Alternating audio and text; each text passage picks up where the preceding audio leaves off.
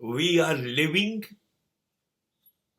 and dying unconsciously.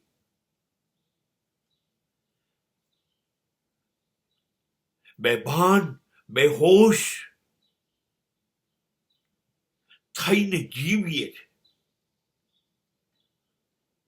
અને બેહોશીમાં જ મરીએ છીએ. ભાન જ નથી.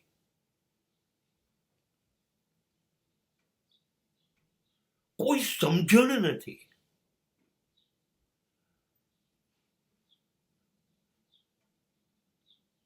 જન્મ્યા અને મૃત્યુ પામ્યા ત્યાં બધું સ્વયંભૂ થયા કરે છે. આપણને ખબર નથી. જન્મ દિવસ દર વર્ષે ઉજવતા માણસોને ખબર નથી આપણે નજીક મૃત્યુની જતા જઈએ છીએ અથવા મૃત્યુ આપણી નજીક આવતું જઈએ છે. આપણે મૃત્યુને ઉજવતા જઈએ છીએ. એક દિવસ જિંદગીમાં સમાપ્ત થયો એ જીવ્યા નથી. મૃત્યુને નજીક આવવા દીધું એક દિવસ. અને ભાન તો છે નહીં.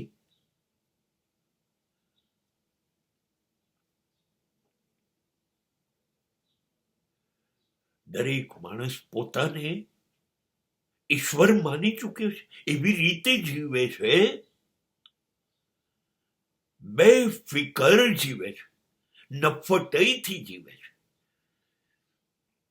જાણે મરવાનો જ નથી. એને જીતી લીધું મૃત્યુને. કાળ સમય પર વિજય. જ્યારે તમે કહો છો 25મા વર્ષમાં છો અને તમે કહો છો કે જોજો 5 વર્ષમાં હું શું બનીને તમને બતાવું છું, તમને ખબર પડી તમે શું બોલ્યા?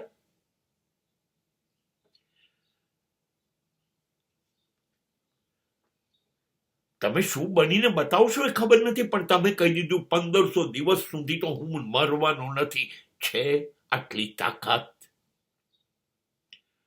આ વાક્ય પૂરું થતા સુધીમાં હાર્ટ, હૃદય જવાબ આપી દેશે તો નહીં. હું આમ ભણીશ, હું આમ પરણીશ, હું આમ બાળકો કરીશ, હું વિશ્વનો ધનાઢ્ય માણસ બનીશ, હું મહાન બનીશ, હું સેલિબ્રિટી બનીશ, હું આમ કરીશ, હું તેમ કરીશ, હું આમ કરીશ. જાણે હું તો આ પૃથ્વી પર હજારો વર્ષ જીવવા આવ્યો છું. રોજ જોઉં છું આજુબાજુ પોતાના કે પારકા કોઈને મરતા જોઉં છું. સ્મશાને જઈને પણ આવું છું, બેસણામાં જઉં છું, હોસ્પિટલોમાં લોકોને તરફડતા જોઉં છું, અને છતાંય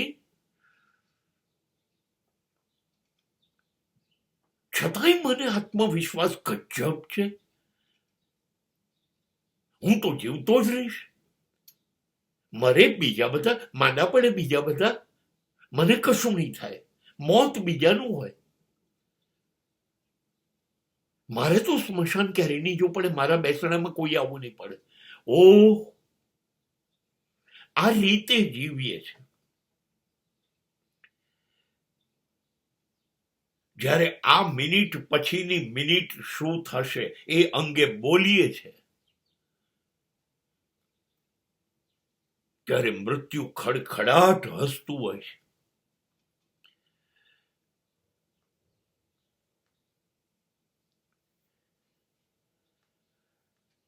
અને મરતા બી ક્યાં આવડે છે? મરીએ છે ને જ્યારે ચૂપ થઈ જઈએ.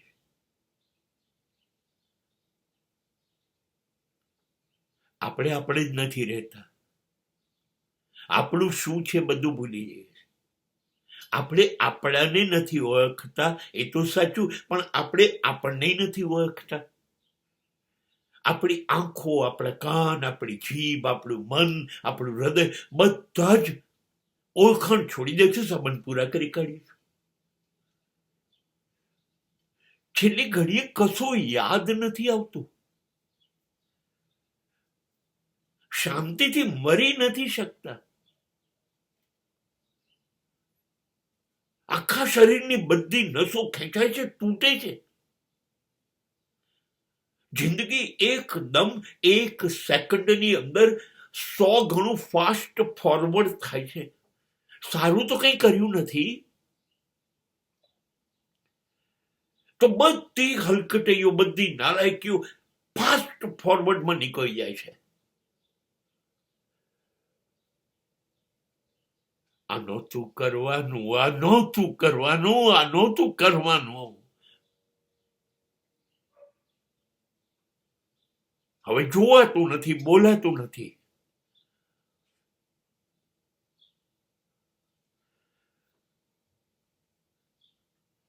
શાંત. એક અમેરિકન પ્રેસિડેન્ટ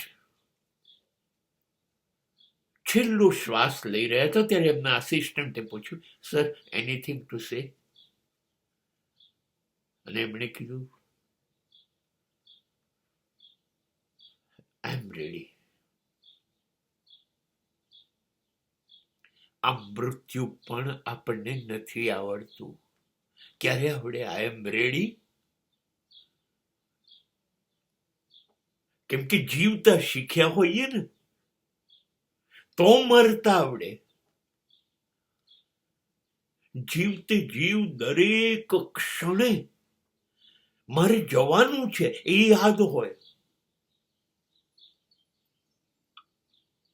જીવન તો ચલાવવું જ પડશે,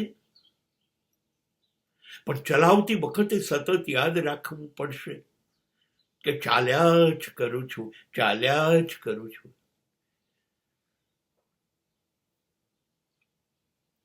પણ જવાનો છું, જવાનો છું. આ ધર્મશાળા છે. થોડાક દિવસ રોકાવા આવ્યો હતો. આ મારું ઘર નથી, મારું ઘર બીજું કોઈ છે, ક્યાંક જ્યાં દર વખતે હું અહીંથી જઉં ને પછી ત્યાં જઉં છું.